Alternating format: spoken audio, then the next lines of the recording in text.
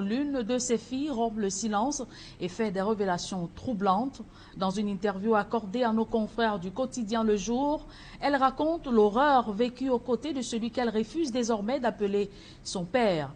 Cette affaire d'inceste qui est au centre des débats depuis quelques jours au Cameroun a fait réagir la ministre de la Promotion de la Femme et de la Famille. Le reportage de Daniel Warenze 2, Gladys Bambadjan.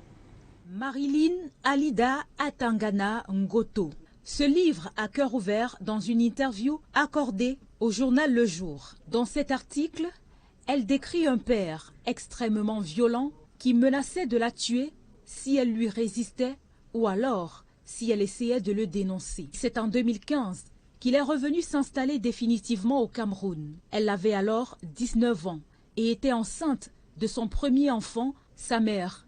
Ayant quitté son père, celui-ci a insisté pour récupérer ses 3 filles.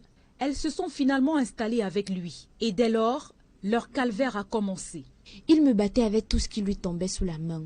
Machette, couteau, branches d'arbre. Il avait même fabriqué un fouet avec des câbles électriques. Un après-midi, alors que je jouais avec ma fille de 7 ans, il est entré et m'a murmuré qu'il m'attendait dans sa chambre pour une visite. Son mot codé pour des relations sexuelles. Quand j'ai refusé, il m'a jeté dans le débarras et m'a violée sous les yeux de ma fille.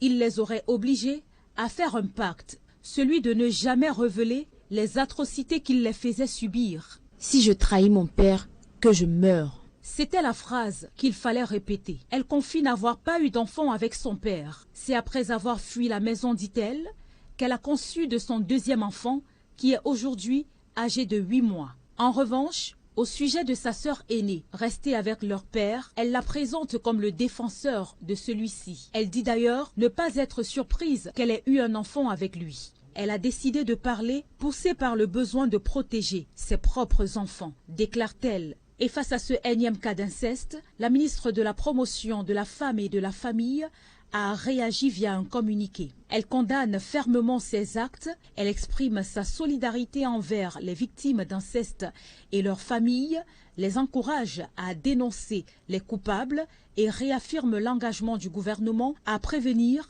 et à combattre de telles pratiques.